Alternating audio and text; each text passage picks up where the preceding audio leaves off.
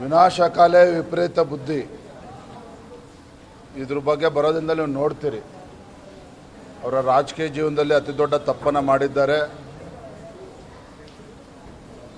ಅದನ್ನು ಅವರು ಅನುಭವಿಸ್ತಾರೆ. ಇಷ್ಟು ಮಾತ್ರ ಹೇಳ್ತಾನೆ. ಹೇಳಿ ನೆಕ್ಸ್ಟ್ ಹೇಳಿ. ಗಂಡಸರಿದ್ರೆ ಸ್ಪರ್ಧೆ ಮಾಡಿ ನನ್ನ ವಿರುದ್ಧ ನೀವು ರಾಜೀನಾಮೆ ಕೊಟ್ಟು ಬನ್ನಿ ಅಂತ ಬಿಜೆಪಿನವ್ರು ನನಗೆ ಬಂದಾಹ್ವಾನ ಕೊಡ್ತಾರೆ, ಅದಕ್ಕೆ ನಾನು ಈ ಥರ ಮಾಡ್ತಿದ್ದೀನಿ ಅಂತ ಹೇಳ್ತಾರೆ.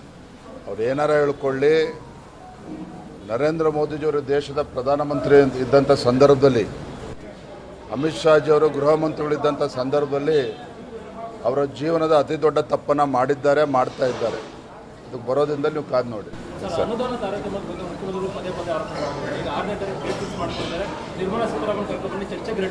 ನೋಡ್ರಿ, ಈ ರೀತಿ ಉಡಾಫೆ ಮಾತುಗಳನ್ನು ಮುಖ್ಯಮಂತ್ರಿಗಳಿಂದ ರಾಜ್ಯದ ಜನತೆ ನಿರೀಕ್ಷೆ ಮಾಡೋದಿಲ್ಲ. ನೀವು ರಾಜ್ಯದ ಮುಖ್ಯಮಂತ್ರಿ ಇದ್ದೀರಿ, ನಿಮ್ಮ ಕೊಡುಗೆಯನ್ನು ರಾಜ್ಯಕ್ಕೆ. ರಾಜ್ಯದ ಮುಖ್ಯಮಂತ್ರಿಗಳಾಗಿ ಕಾಂಗ್ರೆಸ್ ಸರ್ಕಾರ ಬಂದು 9 ತಿಂಗಳಾಗಿದೆ. ರಾಜ್ಯಕ್ಕೆ ನೀವೇನು ಕೊಡುಗೆಯನ್ನು ಕೊಟ್ಟಿದ್ದೀರಿ ಅದನ್ನು ರಾಜ್ಯದ ಜನತೆ ಮುಂದೆ ಇಡಿ. ಬರಗಾಲದ ಸಂದರ್ಭದಲ್ಲಿ ಒಬ್ಬರು ಮುಖ್ಯಮಂತ್ರಿಯಾಗಿ ಪರಿಹಾರವನ್ನು ಕೊಡೋದಕ್ಕೆ ಸಾಧ್ಯ ಆಗಿದೆಯಾ? ರಾಜ್ಯದ ರೈತರಿಗೆ,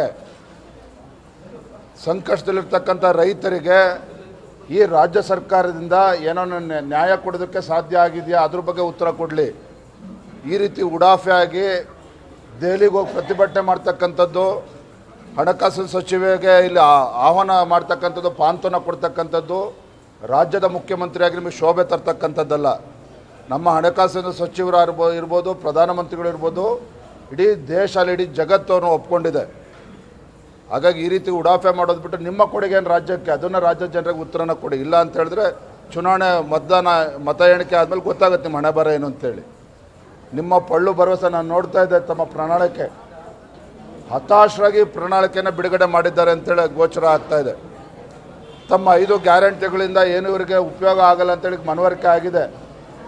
ಹಾಗಾಗಿ ಈ ರೀತಿ ಏನೋ ಭರವಸೆಗಳನ್ನು ಕಣ್ಣೊರೆಸ್ತಕ್ಕಂಥ ತಂತ್ರವನ್ನು ರಾಜ್ಯದ ಜನರಿಗೆ ಕಿವಿ ಹೂಮುಡಿಸ್ತಕ್ಕಂಥ ಕೆಲಸವನ್ನು ಮಾಡ್ತಾ ಇದ್ದಾರೆ.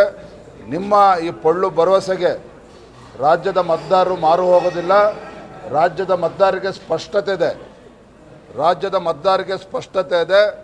ದೇಶದ ಭವಿಷ್ಯದ ದೃಷ್ಟಿಯಿಂದ ಮೋದಿಯವರು ಪ್ರಧಾನಮಂತ್ರಿ ಆಗಬೇಕು ಅಂತೇಳಿ ನಾನು ರಾಜ್ಯದ ಮುಖ್ಯಮಂತ್ರಿಗಳಿಗೆ ಕೇಳ್ತೇನೆ, ಯಾರಿದ್ದಾರೆ ನಿಮಗೆ ಪ್ರಧಾನಮಂತ್ರಿ ಅಭ್ಯರ್ಥಿ? INDA ಕೂಟದಿಂದ ಪ್ರಧಾನಮಂತ್ರಿ ನರೇಂದ್ರ ಮೋದಿಜಿಯವರ ಸರಿಸಾಟಿ ಆಗ್ತಕ್ಕಂಥ ಒಂದು ಮುಖ ತೋರಿಸಿ. ನಿಮ್ಮ INDA ಕೂಟದಲ್ಲಿ ಯಾವ ಕೇಂದ್ರದಲ್ಲಿ ಸರ್ಕಾರ ಹಗಲುಗನಸು ಕಾಣ್ತಾ ಇದ್ದಾರೆ ಕಾಂಗ್ರೆಸ್ನವರು?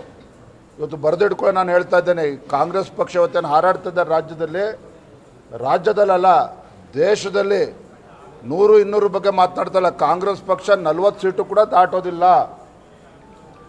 ಕಾಂಗ್ರೆಸ್ ಪಕ್ಷ ಇಡೀ ದೇಶದಲ್ಲಿ 40 ಸೀಟ್ ದಾಟೋಲ್ಲ. ಅಂಥ ದಾರುಣ ಪರಿಸ್ಥಿತಿ ಕಾಂಗ್ರೆಸ್ ಪಕ್ಷ ಬಂದಿದೆ. ಇಂಥ ಸಂದರ್ಭದಲ್ಲಿ ಮಾನ್ಯ ಮುಖ್ಯಮಂತ್ರಿಗಳ ಉಡಾಫೆ ಹೇಳಿಕೆ ಶೋಭೆ ತರ್ತಕ್ಕಂಥದ್ದಲ್ಲ ಅವರಿಗೆ.